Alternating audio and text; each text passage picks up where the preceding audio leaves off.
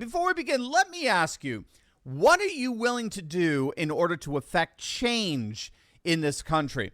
Well, at Patriot Switch, over 2 million patriots all across the country are making the switch to make sure that their purchases support patriotic companies. The neat thing here is that it involves nothing outside your ordinary routine or the items you already purchased, but the quality is second to none, and pricing is comparable, if not better in most cases, especially for an even better quality product. You can make the switch today and start voting with your dollars to support companies that promote freedom. Learn more by visiting Patriot Switch in the description below. But we got Teddy Daniels on here, Mike. Yeah, there you go. We good? We good. We're good, man. All right. You like the backdrop? I'm on the road today, buddy. Yeah, no worries, man. No worries. It's awesome. Well, Teddy, pleasure to meet you. Steve and I have been looking forward to chatting with you. And my understanding is you're driving. Are you meeting in Center Mastriano this afternoon? Yes. We have an event tonight in Delaware County. It's going to be a fun one. Was just at an event last night in Montgomery County. So I'm running around the state right now in a diesel truck. And guys, let me tell you, it's almost like I got to take a second mortgage out on my home to put fuel in my truck and pay tolls on the turnpike. It's killing me right now. Yeah, I just filled up my tank yesterday. It's scary, David.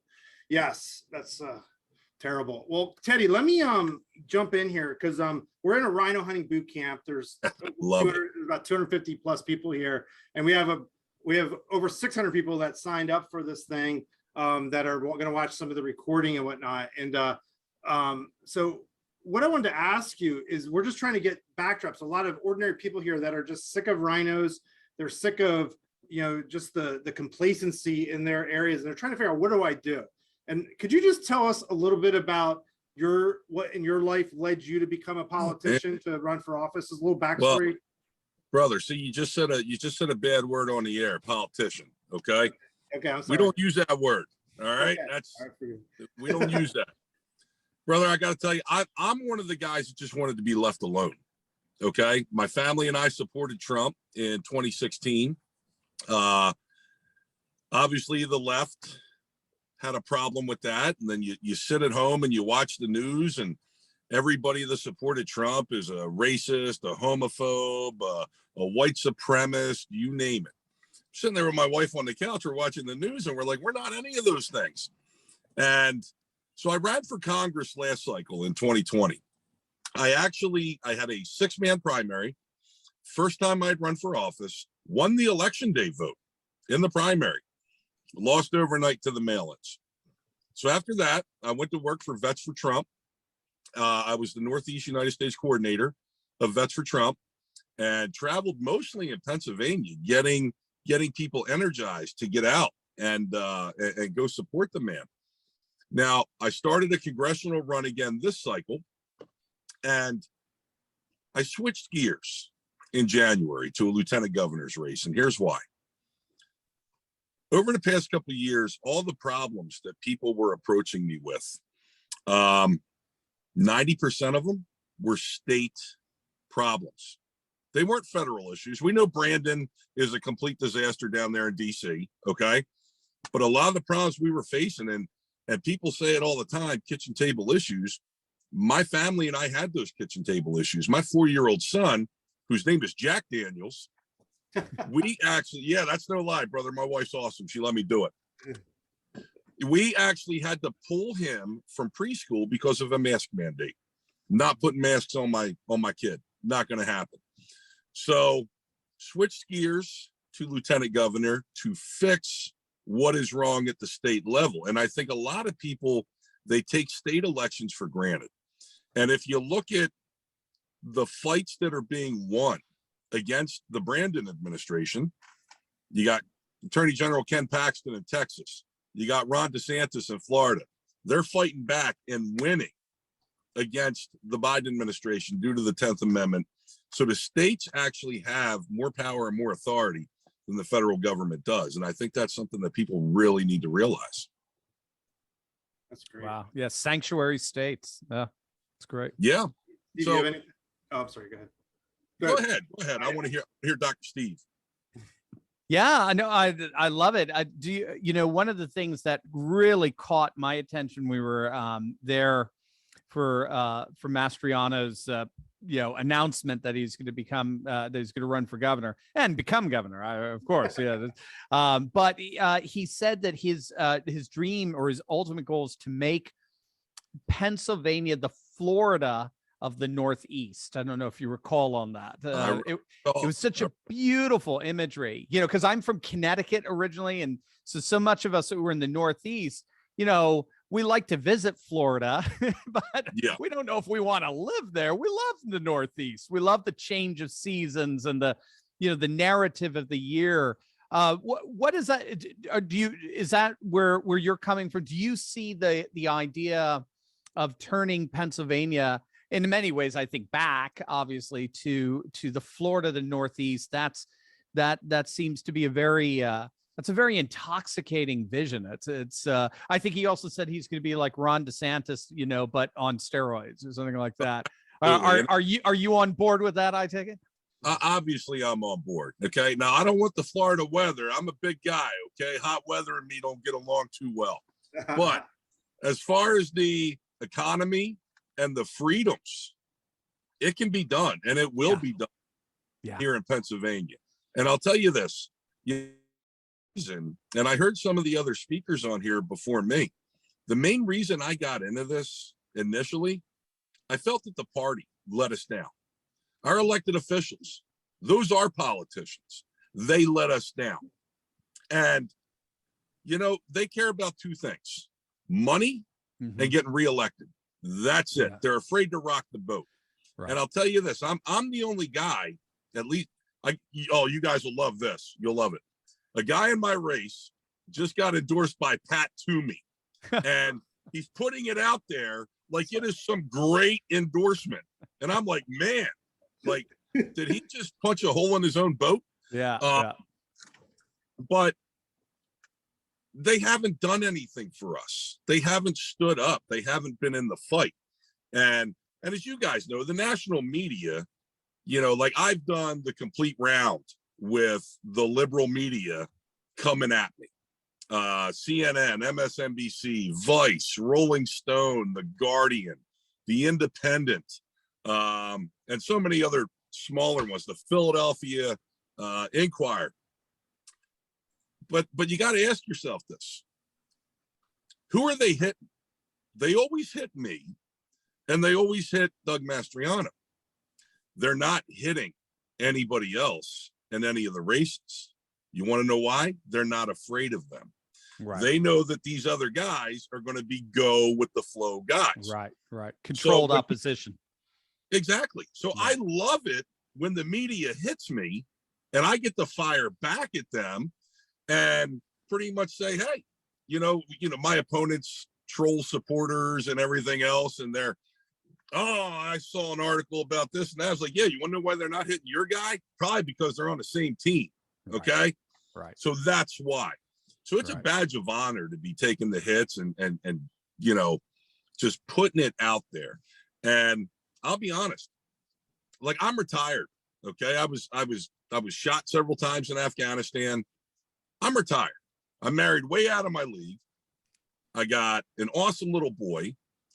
Brother, I need to be out hunting, riding motorcycles, traveling with my family, but I couldn't count on the party to get it done. Right. And I can't put my son's future in somebody else's hands like that. Wow. Because they don't care. They're not going to stand up and fight. Right. And this entire process, I am the only candidate that actually told the party to go shove it. I'm not taking part in your endorsement process. You guys are the reason I'm running. I don't want your endorsement. I don't want to be part of you. I'm not part of you. I'm different. Right. Wow. That's great.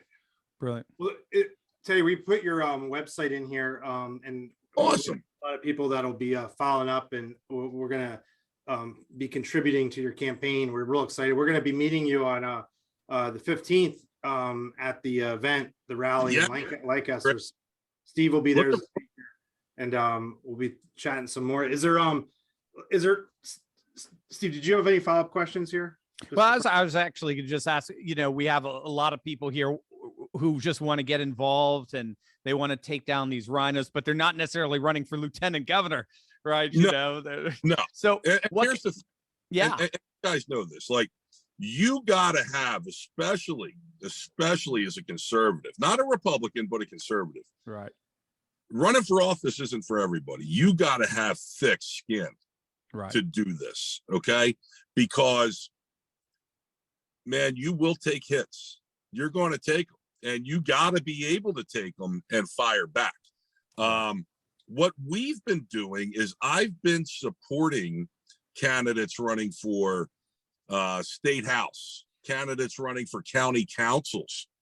I was working with moms running for school boards who have those conservative values. And that's what we can do is let me tell you, this year, and I've never seen this before in my life, the grassroots movement across the state to where people who have never been involved before are now getting involved. And I think that's incredible.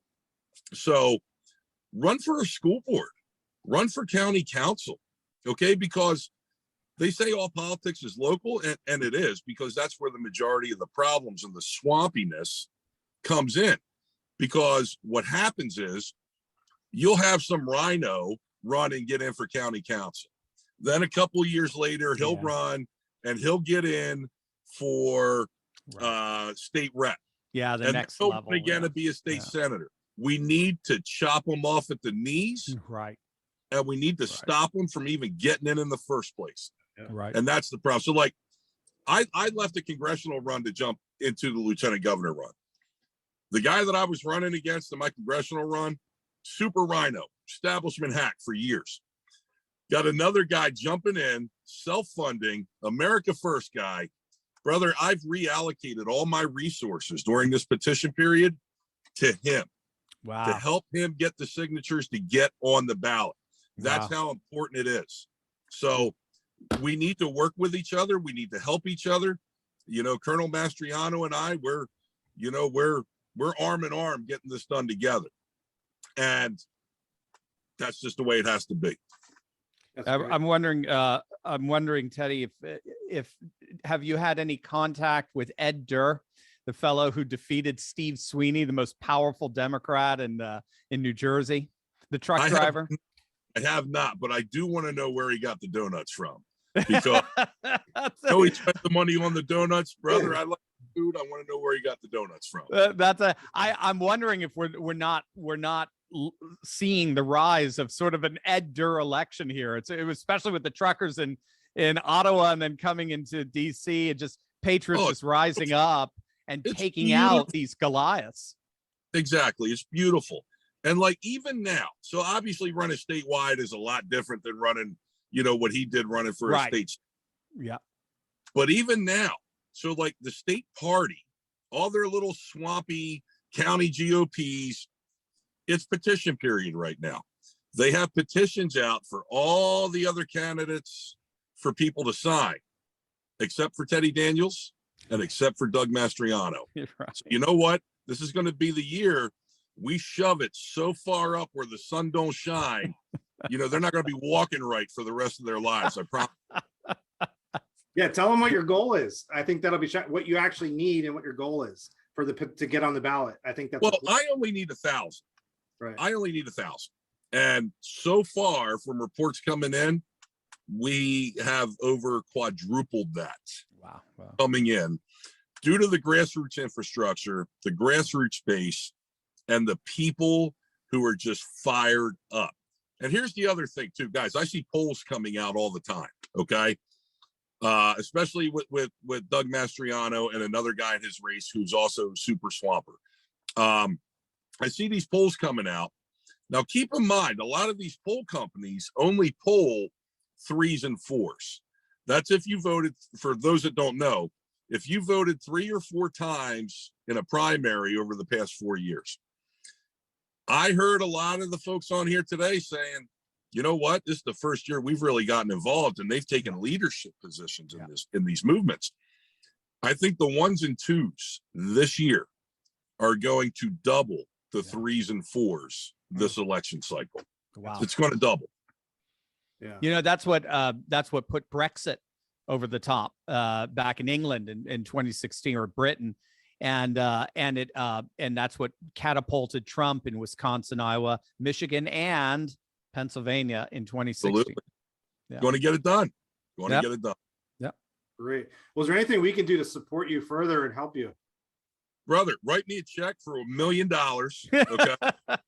And that'll get the Done. job done. That'll guarantee it. Okay. I'm just saying. No, hey, seriously, I'm looking forward to seeing you guys on the 15th. It's going to be a great time. It's awesome. Great. No, Awesome. we're definitely here to support you, and we're glad to get you even more visibility with the means we have too. So Absolutely. thank you for carving out some time, and I know you have a crazy schedule, and this has been a real blessing just to spend a few minutes talking with you. It's been awesome. Thank you, guys. Looking forward to seeing you both again. It's going to be great. We got to keep the fight moving forward. Amen. Thank you. Excellent. Thanks, Teddy. Thank you. Thank you.